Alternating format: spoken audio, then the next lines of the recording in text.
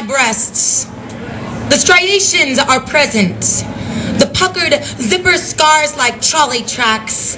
The brown nipples my daughter never suckled. One small cherry mark on the left tit that I name Blood Star. And an assortment of punctuated moles, heavy with a lack of touch. Notice how our areolas sleep like nesting snail, warm mollusk body cupped by bra. I wish this were a love letter or a Neruda-esque ode, but you are 30 years of slanted rain.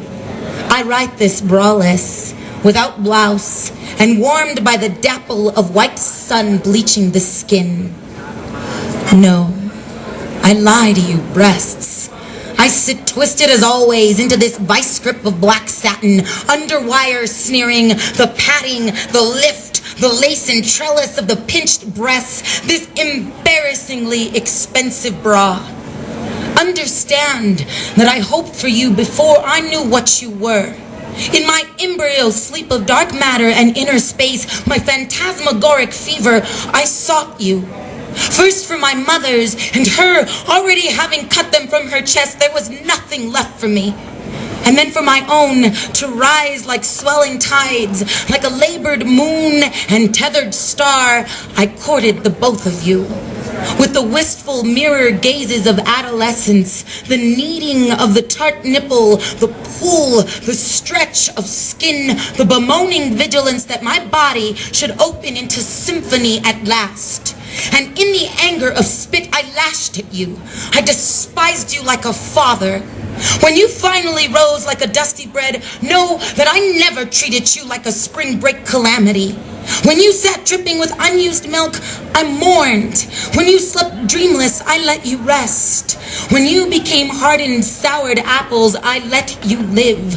When you drooped like eyelids, I let you be photographed. When you pushed against another woman's body, I let you sing. When you agreed to take a husband, I vowed we should always be free. To my first fleshly children who grew despite me, I owe you something. Holy, reverent, I owe you an apology. Thank you. This poem is called Cutaway.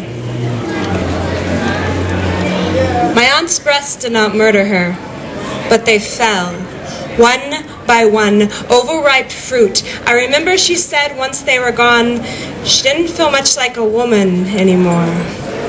After the first surgery, she showed us her stitched skin, the higher part bronzed by a summer by the pool, roughly stapled to upper abdominal white. I remember she had no nipples. She would eventually have picturesque replicas tattooed on. Eventually implants would replace the smooth boy chest, desperate to become woman again. It was the curve of my mother's hips that led to her betrayal. A wanton child nestled in uterus, waiting impatiently to spread, to creep into belly, to stretch into tubes and ovaries, submerge in blood. Sound waves revealed a tumor embedded in endometrial lining with no intention to unfurl. I recall the realization, sonograms are not just for spying unborn children. The surgeons left a scar from belly button downward where womb was pulled from body, similar to a cesarean incision, only deeper. These parts, breasts, uterus, systematically removed, the woman cut from our beings, never knowing they would be missed until they were gone. What offense deemed us unworthy of these precious female features, this landscape, gifted without asking, now taken despite pleas, this anatomy that defined us women, what is left when it is gone?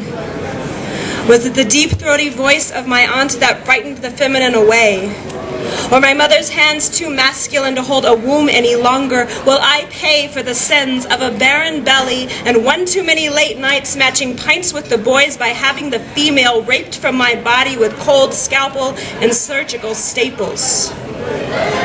The women of my family are blessed with beautiful breasts, curved hips, and a predisposition for cancer. We women of shared blood, of mirrored images and reflective habits, who can't quite quit cigarettes, who have a weakness for men who drink too much, who are so giving of our time, our lives, our flesh. We still miss these parts that are cut away. Yes. The epigram. Creation stories don't end. I'm a part of it, you're a part of it, everyone's a part of this story that's continuing to unfold. Harry Finesca, an artist and Native American activist who died in 2006. In Between Woman is telling you this creation story. I am in between woman. Tsiitsinako is telling me what to say. She says this is a very old story and a brand new one. Skipping over to part 9. Tsiitsinako is my great-great-grandmother who has 8 legs, 8 medicine sisters, mistakenly called the 7 sisters. Light Woman, who was also her daughter. Breath Woman, the invisible one, who was also her daughter. Creation stories are like that, you know. Rain, seed, bone, clay, hearth, and childbirth woman. Great-granddaughter of Light Woman and Breath. Granddaughter of Sky Woman and Sky Man, who would become the moon and the sun. Daughter of the Dream Woman, who married the West Wind and his brothers. This is my creation story, written in red ink, like strawberries and blood. 10. It is moonlight that ripens strawberries in June.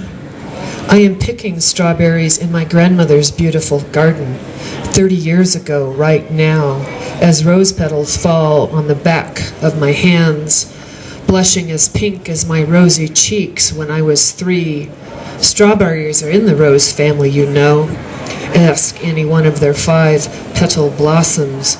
I am a full-blooded member of the rosacea family. Fragrant and sweet as any wild rose, I am the Algonquin full strawberry moon in June, also called rose moon.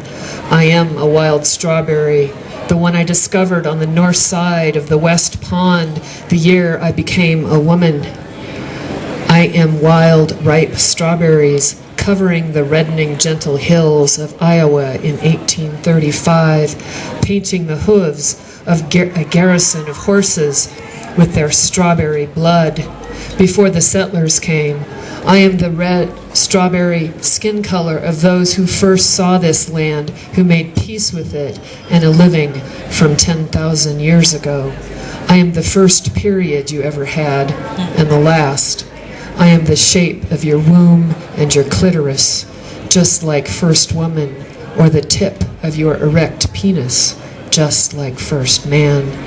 I am the universal color that breathes beneath your skin. I am the shape of all human hearts and all others. I am strawberry flesh, built on bones like strong, sturdy stems of sweetgrass, filled with pink strawberry milk inside, just like the moon, my grandmother. Thank you.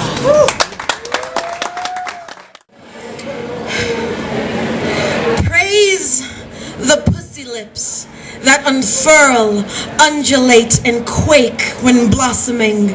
Praise the heat of the thigh and sweat, always awaiting the next offering. Bow to the altar of hip bones, till the rising sun of pubic mound stretches across the horizon. Praise the depth of the belly button, that deep well of universe, the hum, the nothingness. Praise the lint of lover's shirt that forever gets stuck there. I've given permission to my body to do as it pleases, so praise, praise, praise. The shedding of skin, the celebration of scars, the ecstasy of an awakening limb. Thank you. Yeah.